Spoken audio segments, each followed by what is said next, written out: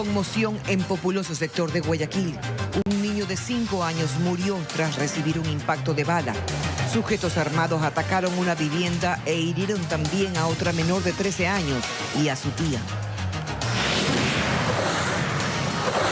Zaruma se encuentra en emergencia, cerca de 300 evacuados, viviendas colapsadas y afectación de infraestructura por un nuevo socavón en su casco urbano. Los pobladores claman por acciones. Embajada de Estados Unidos retira la visa a otros 3 generales de policía. En noviembre y diciembre han fallecido casi 500 personas contagiadas por COVID. Hay preocupación entre los médicos. Las noticias en Televistazo con Tania Tinoco y Gabriela Baer.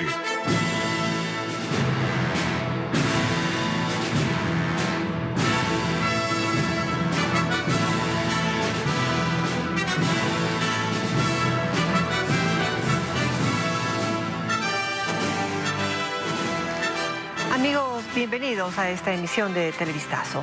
Iniciamos aquí con las noticias y un lamentable hecho violento indigna a los habitantes de la cooperativa Voluntad de Dios en el norte de Guayaquil.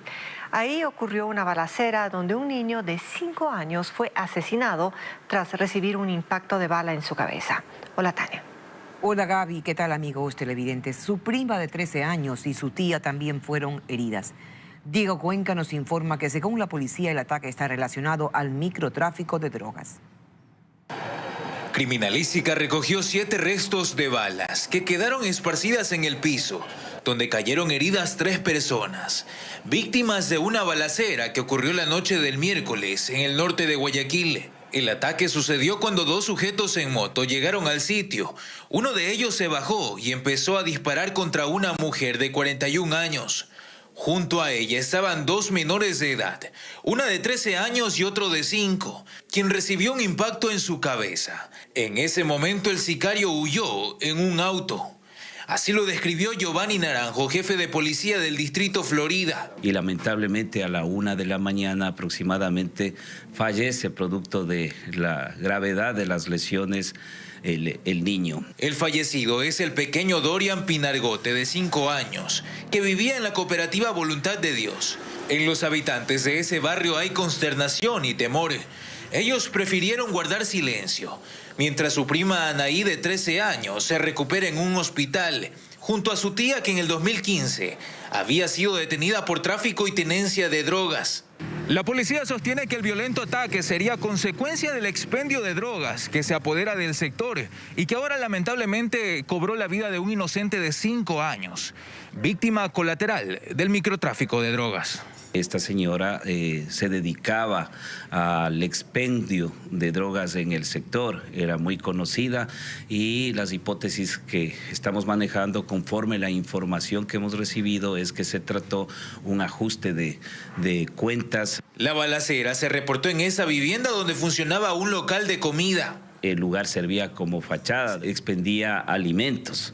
Sin embargo, de la información que hemos levantado, en este lugar se expendía sustancias sujetas a fiscalización. En el sector no hay cámaras de seguridad que permitan identificar a los criminales que mataron al niño.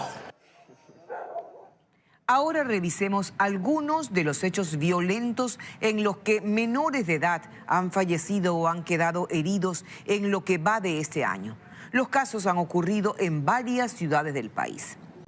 Como acabamos de ver en el último reportaje, en las últimas horas un niño de 5 años falleció tras recibir un impacto de bala en su cabeza. Ocurrió en la cooperativa Voluntad de Dios, norte de Guayaquil. En este hecho, sujetos armados dispararon una vivienda e hirieron también a una niña y a una mujer que están hospitalizadas.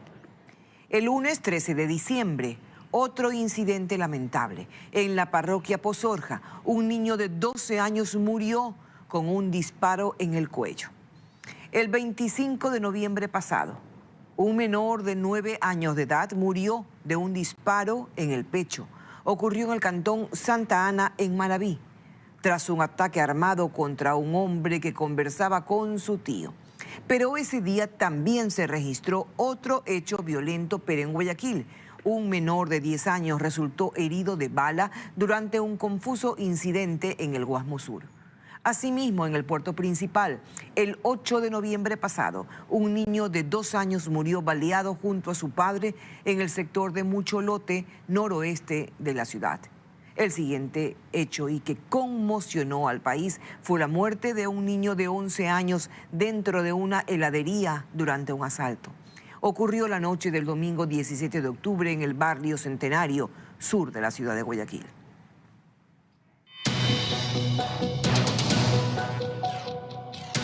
Saruma se hunde.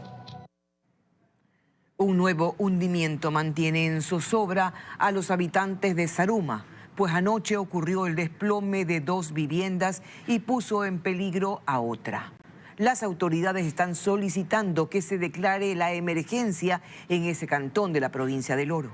José Carlos Alvarado viajó hasta el lugar para ampliarnos la información. Adelante, José Carlos.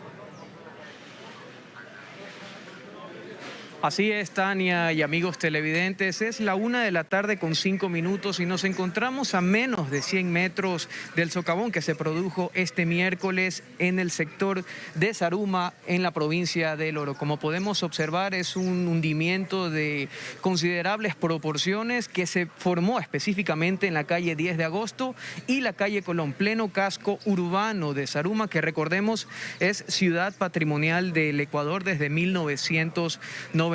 Hay casas que colapsaron, hay infraestructura comprometida y también hay cerca de 300 personas que evacuaron por la emergencia. Pero nuestro compañero Fabricio Lapo preparó un reporte de las incidencias de las últimas horas que veremos a continuación.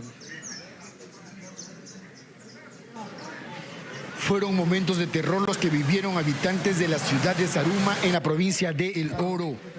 El enorme socavón registrado la noche de este miércoles dejó 2 viviendas destruidas y una más afectada en su infraestructura.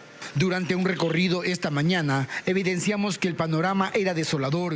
Escombros de las casas y otros inmuebles con paredes agrietadas evidencian que persiste riesgo de que colapsen más viviendas patrimoniales. Al interior del socavón se visualiza un vehículo e incluso una bocamina, muestra de que se sigue realizando actividad minera en la zona.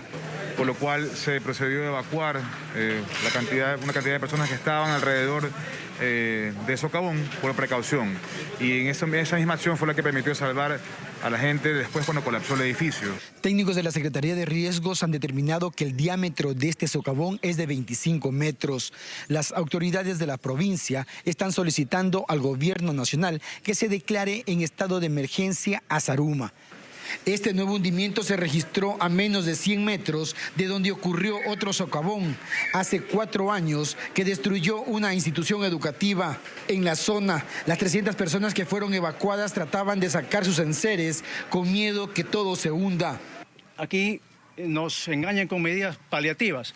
Hay una ley, solo hay una ley, no se puede permitir, es prohibido la extracción minera y la explotación minera bajo el casco urbano. Y lamentablemente esto se venía a venir por la ambición de muchos. El COE cantonal solicitó que se suspenda toda actividad minera en la ciudad patrimonio hasta que se implementen controles eficientes. El alcalde Yancy López sostiene que la extracción de material aurífero de forma ilegal está pasando factura a la ciudad. Lamentablemente esta situación de la minería ilegal tiene mucha cola, hay mucha gente que se ha prestado dentro de esta actividad para realizar esta actividad ilícita que perjudica al casco urbano de la ciudad.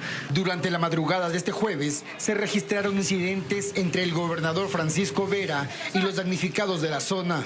A ver, señor, usted por favor se calla. Se calla. Usted no tiene que saber. Usted se calla. Las clases están suspendidas en ese cantón. El sector donde se registró el hundimiento permanece acordonado y con resguardo policial y militar. José Carlos, antes de concluir esta transmisión, cuéntanos qué se sabe sobre el gobernador Francisco Vera. Bueno, Tania, hace pocos minutos la Secretaría General de Comunicación confirmó la salida de Francisco Vera de la gobernación o como gobernador de la provincia de El Oro, y actualmente se designó por parte del Ministerio de Gobierno al economista Fulton Serrano. Reiteramos la información, el exgobernador Francisco Vera ya salió de la gobernación de la provincia de El Oro y ahora es Fulton Serrano quien va a ser el titular de esta cartera luego de las declaraciones que virtió Vera sobre el hundimiento aquí en Zaruma.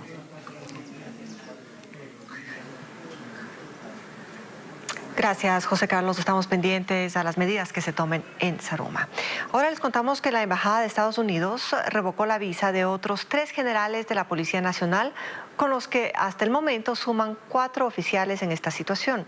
El gobierno señaló que se trata de una decisión soberana del Departamento de Estado y pidió a la embajada que haga público los nombres. Paul Romero sigue el tema.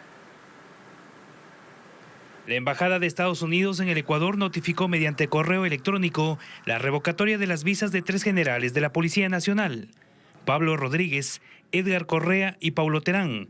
Este miércoles también por correo fue notificado el general Víctor Arauz sobre el retiro de su visa por la embajada estadounidense, por lo que hasta el momento son 4 los oficiales considerados por el Departamento de Estado inelegibles para obtener el documento diplomático. Ocurrió días después de las declaraciones del embajador Michael Fitzpatrick, quien dijo que en el Ecuador existen narcogenerales en la fuerza pública. El gobierno solicitó oficialmente los nombres de los involucrados. Sus declaraciones han sido declaraciones de carácter abierto, de manera que no ha especificado él nombres como tal vez debió hacerlo y no hacer una afirmación de carácter general. Los 4 generales a los que Estados Unidos retiró sus visas fueron cesados por el presidente Guillermo Lasso en agosto pasado al no cumplir la calificación de ascenso. Sin embargo, los oficiales lograron una acción de protección para su reintegro. En virtud de la ejecución de una sentencia dictada por la jueza Medina, y que en virtud de esa sentencia la institución está obligada a darle cumplimiento. Una vez que las visas americanas han sido retiradas a los oficiales, el gobierno analiza su situación interna en la policía. Los 4 oficiales siguen en funciones en la institución. El presidente de la República, Guillermo Lasso, firmó el decreto ejecutivo que crea la Comisión de Diálogo Penitenciario y Pacificación en las Cárceles. Este nuevo organismo está integrado por 9 expertos nacionales y extranjeros especializados en sociología y criminología. A esta hora, William Young nos tiene más detalles de esta noticia desde la Gobernación del Guayas, donde se reunió el primer mandatario con los especialistas. Adelante, William. Buenas tardes. Cuéntanos. ¿Qué tal? Buenas tardes. Hace pocos minutos el presidente de la República, Guillermo Lasso, aquí en la Gobernación del Guayas, hizo oficial la creación de una comisión de diálogo penitenciario y pacificación. La intención es poder llegar a una tregua con las organizaciones criminales que dominan al menos varias de las cárceles en el país. Esta comisión está integrada por 9 personas, expertos en diferentes áreas, entre ellas la criminología y la sociología. 2 de los integrantes de esta comisión vienen de Colombia y el otro desde Estados Unidos. Pero escuchamos lo que dijo el primer mandatario sobre esta nueva comisión. No podemos perder más tiempo ante la crisis carcelaria. La comisión analizará las causas y efectos de la actual situación penitenciaria con el fin de establecer un pacto de convivencia interna con dignidad, humanidad y corresponsabilidad. Uno de los mayores propósitos es poner fin a las mafias que dominan las cárceles, propiciando la entrega voluntaria de armas y fomentando la rehabilitación social. La activista en derechos humanos Nelsa Curvelo, que ya ha participado en otros procesos de paz en nuestro país, es una de las integrantes de esta comisión y también habló sobre su trabajo. Nuestro trabajo tiene un límite propuesto y preciso de 6 meses. Por eso queremos ser eficaces en lo inmediato, sabiendo que el proceso es largo y lleva tiempo. Y tras esta reunión en la que se hizo oficial la creación de la comisión a través de un decreto ejecutivo, los delegados sesionarán en la gobernación del Guayas. Aquí tendrán una oficina, pero la primera tarea será acudir a las cárceles del país, en especial a las cárceles de Guayaquil, consideradas las más violentas. Con esta información retornamos a estudios. Buenas tardes. Era William John desde el Palacio de la Gobernación del Guayas. Y 8 meses tomarán los trabajos de mitigación y estabilización definitiva del talud que afecta a la vía Cuenca-Molleturo a la altura del kilómetro 49. Hoy se firmó el contrato con la empresa que estará a cargo de la obra. Finalmente se firmó el contrato para la estabilización y mitigación en el kilómetro 46 de la vía Cuenca-Molleturo. El vicepresidente de la República llegó para darle solemnidad al acto con el que se busca darle solución definitiva a este problema. 8 millones costará la obra, 8 meses tardarán los trabajos. Pongamos todo nuestro empeño, señores de la compañía constructora, para ver la posibilidad de disminuir y agilitar el tiempo para tener una entrega de la obra en un tiempo menor a los 8 meses. La viceministra de Obras Públicas explicó de manera técnica cuál es la acción que se va a desarrollar. Originalmente hubo 4 opciones, incluyendo la construcción de un túnel. Haremos bermas a lo largo de este kilómetro 49, construiremos una cuneta de coronación, una barrera dinámica y una variante, un carril adicional. En la parte exterior se encontraban pobladores de Molleturo protestando. Dicen que ellos ya han adelantado buena parte del trabajo y que la obra no debería costar esa cantidad. Les hemos dado haciendo el trabajo mínimo en un 40% de desalojo del material. El vicepresidente indicó que se priorizará la movilidad de los habitantes de Molleturo y que si se requiere abrir el diálogo para aclarar algún tema, pues que ellos están dispuestos. Más noticias. Los médicos exigen medidas más fuertes para controlar la pandemia. Ven con preocupación el incremento de casos y el número de muertes a causa del COVID-19 y por eso esperan que el COE Nacional anuncie nuevas restricciones. Francisco Garcés con la información. Los médicos creen que las decisiones tomadas por el gobierno a través del COE Nacional no serán suficientes para controlar la pandemia. Más si en las próximas semanas empieza a sentirse los efectos de los posibles contagios de la variante Omicron. El Colegio de Médicos de Pichincha asegura que la tendencia de aumento de casos es preocupante, pero lo es más la de fallecidos por el virus. Es que según las cifras oficiales, entre octubre y noviembre de este año hubo 189 decesos, mientras que entre noviembre y diciembre fueron 475 muertes por el virus. Es el momento de tomar medidas en beneficio de la salud pública, que se disminuya el aforo en el transporte público por lo menos al 50%, se aumenten las frecuencias, que se disminuya el aforo en los centros comerciales, en los lugares de diversión. Es que aún está por verse el efecto del relajamiento en las fiestas de Quito y las primeras semanas del próximo año se sabrá también el de las fiestas de Navidad y fin de año.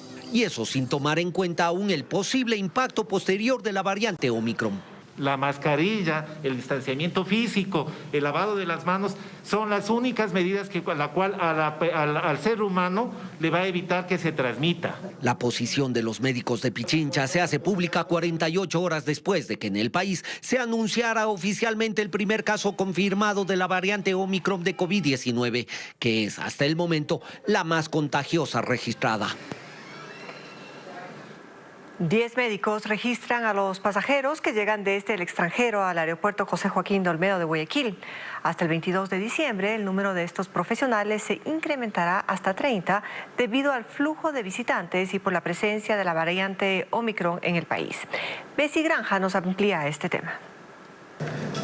Son pasajeros de un vuelo que llegó desde Estados Unidos al aeropuerto José Joaquín de Olmedo en Guayaquil. Allí personal del Ministerio de Salud verifica si poseen la prueba PCR de COVID con resultado negativo. Desde hoy 10 médicos cumplirán guardias de 24 horas en esa terminal aérea para el registro de visitantes y hasta el 22 de diciembre el número de profesionales ascenderá a 30. Caterine Olaya, responsable zonal de vigilancia epidemiológica, explica el filtro que aplicarán para pasajeros que no tengan la vacunación completa. Porque no ha podido, porque no en otro país o aquí no ha querido vacunarse, se le oferta la vacunación de dosis única para que puedan hacerlo en ese momento. En el aeropuerto de Guayaquil existe un punto de inoculación, por lo que personal de salud se trasladará para cumplir tal requerimiento. A zona 8 han llegado viajeros desde Sudáfrica. Hasta este momento no hemos identificado a nadie que venga de este país. Por ahora, las autoridades descartan la presencia de la nueva variante en los cantones de Guayaquil, Durán y San Borondón. Sin embargo, hacen un llamado a los ciudadanos para que acudan a las jornadas de vacunación de este fin de semana. Este sábado 18 y domingo 19 de diciembre se reactivará el vacunatón en el puerto principal. Y ante la llegada de la variante Omicron, médicos y autoridades piden reforzar las medidas de bioseguridad y acelerar la vacunación. Pero ¿qué pasa en las zonas lejanas a la ciudad? Carla Delgado recorrió algunas y nos cuenta que casi no se respetan las medidas de bioseguridad. Los casos de COVID-19 en el país incrementan a diario. A pesar de ello, en zonas alejadas de la capital parecería que la pandemia es cosa del pasado. Los pobladores viven otra realidad. En Tandapi, una de las parroquias de Pichincha, la mayoría ha dejado la mascarilla. No, aquí no ha habido ningún problema de esta enfermedad. Ahorita me voy a Santo Domingo, igual sin mascarilla. El jefe de la Junta Parroquial asegura que a pesar de que han hecho campañas preventivas, la gente ya no le teme al virus. El tema también viene que como la mayoría ya están vacunados, igual piensan que tienen que dejar de usar la mascarilla, cosa que no es así. Pero no solo pasa en este lugar. Unos kilómetros más adelante, en Ayuriquín, en la provincia de Santo Domingo de los Áchilas, los habitantes hacen caso omiso a las recomendaciones, a pesar de que una variante más peligrosa del virus ya circula en el país. Y pese a que esta zona apenas tiene 670 kilómetros cuadrados, no logran una inmunización colectiva. De alguna manera, el temor es justamente a los efectos secundarios de la vacuna, y también la gente del campo prefiere permanecer en sus fincas, en sus viviendas. Según el presidente de la Junta, además de la apatía de algunos pobladores a la inmunización, las brigadas del Ministerio de Salud no llegan a los recintos más alejados. Desde esta mañana ya empezaron a circular por el puente Rumichaca los transportistas de carga internacional. Ayer se firmó el plan piloto entre los ministros de Transporte de Ecuador y Colombia, con el cual se autorizó el paso de los conductores entre ambos países. Ellos deben cumplir un protocolo y registro previo en migración, además de presentar su carnet de vacunación con las 2 dosis completas. Esta primera fase de apertura de frontera durará 30 días y posteriormente la medida será evaluada para aprobar una segunda etapa. Seguimos con más noticias. Hay conmoción entre los habitantes de la parroquia rural de Pastocalle, esto es en La Tacunga. Un hombre fue detenido acusado de violar a su hijastra de 14 años. El hecho sucedió 2 meses después de que este sujeto sea señalado por abusar de otra de sus hijastras, una niña de 7 años. Patricio Viera con esta terrible noticia. Este fue el momento en el que la policía de La Tacunga detuvo a un hombre de 22 años, acusado de violar a su hijastra, una adolescente de 14 años. El hecho ocurrió en la parroquia rural de Pastocalle. Así lo da a conocer Jorge Isa, jefe de la Unidad de Investigación y Protección de Niños, Niñas y Adolescentes en Cotopaxi. Ya ha estado haciendo los deberes y ahí es que donde en este caso el ciudadano va llevándole a la cama de forma agresiva. La evidencia puso en alerta a la madre y abuela de la víctima, quienes lo notaron tras regresar a la casa de sus actividades agrícolas. Él estaba acostado en la cama, estuvo. Cuando nosotros llegamos, fuimos de aquí, él estaba acostado y ahí mi hija dijo, ¿qué hiciste? ¿O qué hiciste? A mi hija dijo, nada, yo no hice nada, anda a llevarla para poner en cara, dijo. Eso fue lo que dijo, de ahí mi hija llamó a la policía. 2 meses atrás, en este mismo lugar, la policía detuvo a este sujeto por abuso sexual contra otra de sus hijastras, una pequeña de 7 años. El hombre había salido libre con medidas sustitutivas y regresado a la casa donde ocurrió este hecho. Ahora el sospechoso permanece nuevamente detenido a la espera de la audiencia de flagrancia. Un motociclista murió luego de ser embestido por un auto en el sur de Guayaquil. La familia de la víctima afirma que no se trató de un accidente fortuito, sino de un asesinato premeditado. María Cecilia Largacha con los detalles de este caso. Era de madrugada, pero algunos vecinos ya estaban en pie y alcanzaron a ver lo que ocurrió segundos antes del accidente. Indican los moradores del sector que lo estaban persiguiendo al de la moto, al señor de la moto, y lo terminó arrollando y así mismo impulsándolo unos metros hacia la calle, más o menos como ustedes pueden verificar, donde se encuentra la parte de las plantas, donde ustedes vieron cómo estaba el cadáver. Ocurrió en la Ciudadela del Maestro, al sur de Guayaquil, en donde la escena que dejó el accidente sugiere que tal vez los hechos no fueron tan fortuitos. Se han llevado un árbol en el medio. Parece que el vehículo que lo venían persiguiendo se cruzó hasta acá. Se cruzó para poder cometer el accidente. El carro que arrolló y mató al motociclista huyó, pero los familiares de la víctima aseguran que tienen fuertes sospechas acerca de quién se trata. Es un celo, y se lo juro por la vida de lo más sagrado que yo tengo. Esa mujer cumplió su amenaza. Todo el mundo la vio con ese carro, esa moto. Mire cómo está la evidencia de mi hermano. Cuenta que su hermano de 34 años había recibido amenazas por parte de su expareja. A mi que cielo y tierra lo iba a buscar, lo iba a matar. Y entregaron toda la información pertinente a las autoridades, quienes ahora mismo están revisando indicios y cámaras de seguridad para tratar de identificar plenamente al autor de esta muerte. Seguimos en Televistazo y retomamos la información sobre lo que ocurre en el Cantón Zaruma. Ya les contábamos al inicio de este noticiero que se cambió al gobernador de la provincia. En este momento nos volvemos a contactar con José Carlos Alvarado, que continúa en el sitio donde decenas de familias intentan rescatar sus pertenencias. Hola José Carlos, cuéntanos qué pasa allá. ¿Qué tal, Gaby y amigos televidentes? Así es, continuamos aquí en Zaruma, provincia del Oro, cuando es la 1:55. Aquí yacen familias que fueron evacuadas luego del socavón producido durante la noche de este miércoles. Ellos están esperando recoger muchas de sus pertenencias y de sus enseres que aún permanecen en las casas afectadas. Vemos que ya hay algunas personas que están esperando justamente en esta línea en donde hay personal de las Fuerzas Armadas. Aquí también tenemos el caso de Mariuxi, que nos va a comentar cómo fueron los momentos que vivieron ustedes como familia luego de este socavón. Bueno, es para nosotros un momento muy traumante, tener que evacuar de nuestras casas, salir con lo puesto, ver a la gente desesperada, llorar, impotente sin poder hacer nada, ver que poco a poco se iba derrumbando la casa, hasta que llegó un momento que tal vez ni en media hora de lo que empezó la novedad, cayó la casa, se fue la luz, fue algo desesperante para nosotros como moradores. Gracias, Mariuxi. Es el relato de algunas de las personas que fueron, afectadas obviamente por este socavón. Nosotros continuaremos acá en Zaruma ante el pronunciamiento de las autoridades. Recordemos que hay un nuevo gobernador de la provincia del Oro, así que estamos atentos a más noticias que se generen a partir del socavón aquí en Zaruma, compañeros. Gracias, José Carlos. Difícil situación la que atraviesan algunas familias allá en Zaruma. Les estaremos ampliando más detalles de la información a las 19 horas en nuestro noticiero estelar. Tania. Hasta aquí las noticias. Gracias por acompañarnos, Gaby. Tendremos más información a las 19 horas. Que tengan una buena tarde.